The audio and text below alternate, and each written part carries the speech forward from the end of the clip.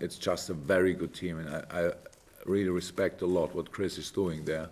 And it was not only the Man United game, but even in that game when we used it, of course, for our analysis, it was impressive. It was really good, very good organized, on point. Of course, United was unlucky in 1, 2, 3 situations. That's clear. They had their chances to get a much better result than they had at the end, but. I have a lot of respect for that, and so we are warned. So that's we have to be awake. We have to be 100% spot on. So I think that's always must be always an option. That we had enough sessions. So I don't think that it makes sense to only stick to a team only because we won.